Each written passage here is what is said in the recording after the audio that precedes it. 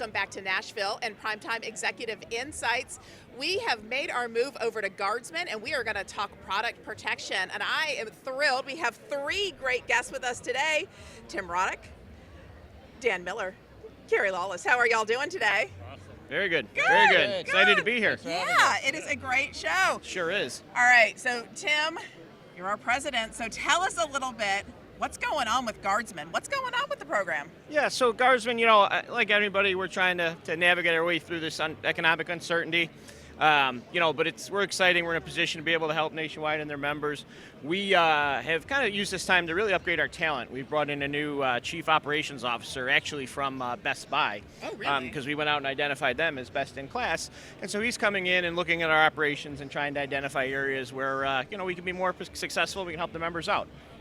We've also recently made an acquisition, actually, a company called UTS, which is the warranty division for iFit Fitness. Okay. So as some of your members expand into fitness, Nordic Track, PreMotion, ProCare, we actually have the exclusive rights to administer the warranty then, though. So very exciting time for Minta. A lot going on. Yeah.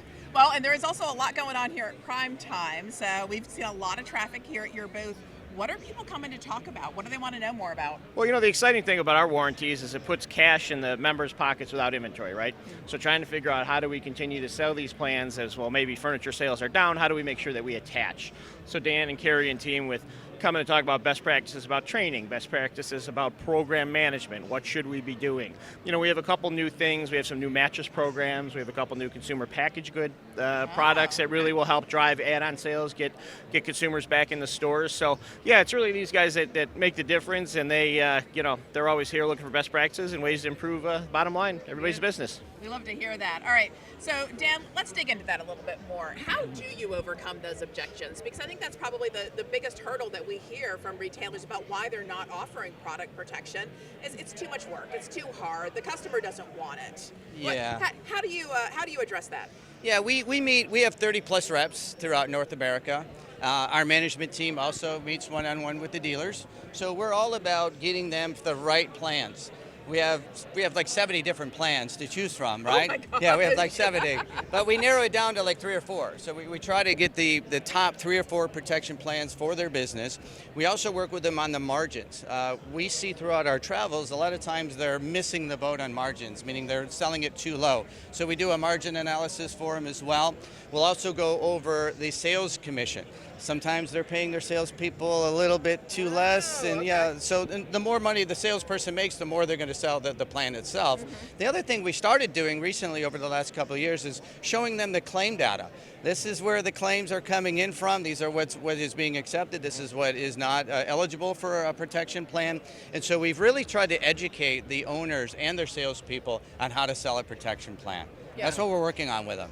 And I've also seen something really recently, some data that shows that on average, members who are on your product protection plan program actually save enough to cover their dues. Is this what I've heard? Oh yeah, big time. Yeah, big time. That's a good point. So they can make anywhere between as low as 50 points and as high as 85-90%. Oh my goodness. Yeah, it's very profitable. It's probably the most profitable item that they have in their store, and it doesn't cost any inventory.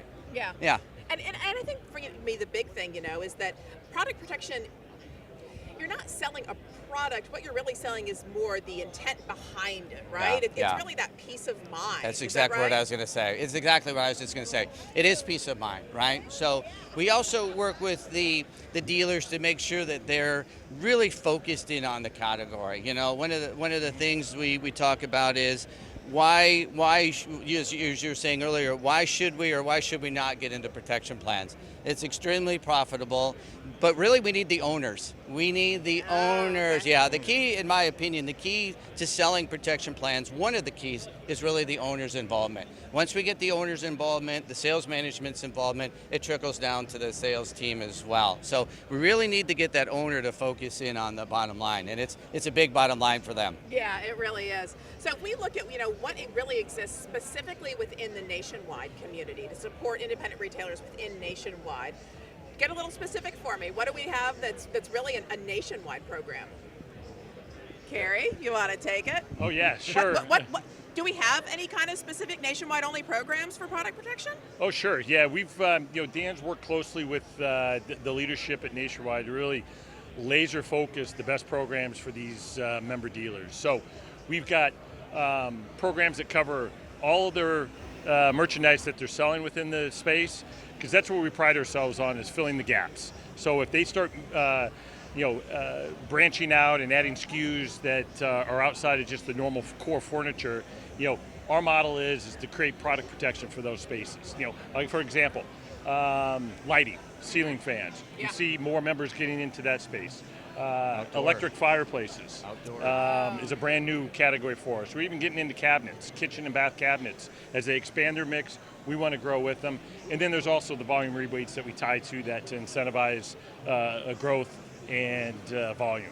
Yeah, and I think those complementary verticals are really kind of where those growth opportunities and possibilities are, right? Right. Yeah. Yeah. Yeah. I would just like to add, if I could. Yeah. I think one category that's really undersold is bedding. So okay. one category we really try to focus in on is the adjustable bases. We talk to hundreds and hundreds of dealers, and we see the adjustable base attachment hovering around 25-30%, when in fact it really should have a detachment rate of 75-80%. So for every 10 bases they're selling, they really should be attaching our protection plan on 8 of them. And that's what really we focus in on, the category of the adjustable bases, specifically to get them to start selling the plans. Well, especially because if you already have a consumer who's decided to make that investment in something, instead of a standard base, to actually go to an adjustable base, if you're going to make that financial investment, that's a lot of moving. Yeah, there's a lot of moving pieces in there. Great point. Sure are. Yeah. Right. Well, so as we kind of look ahead to the back half of 2023 and into 2024, what are y'all seeing? What are you expecting? What can retailers and independent retailers expect? One, they're going to put the first half behind us, and our history has shown that more furniture sells in the back half of the year anyway. Oh, okay. Kind of ties to people buying houses in warm weather calendar months. So the retailers are gearing up for that. They know where their number one slots are. They know where their number one sellers are, and they're trying to get in a good inventory position to help catch that back half of the year sales.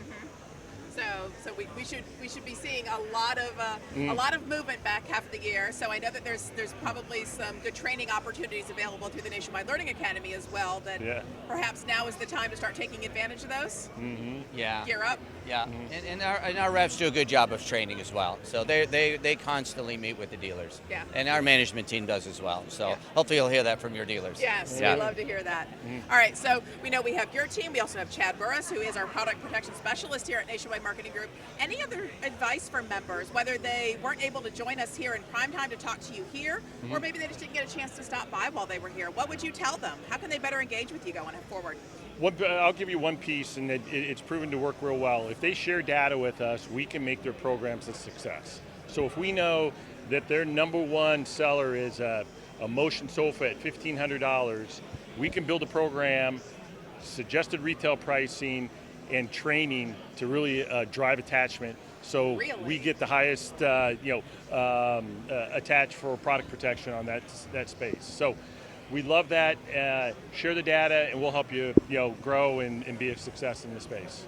That is fantastic. We love customized programs that are developed to meet the members' needs. So. All right, gentlemen, thank you very much for joining me. I do appreciate it. Thanks for joining us here on Executive Insights. We've got a lot more great conversations coming to you live from Nashville.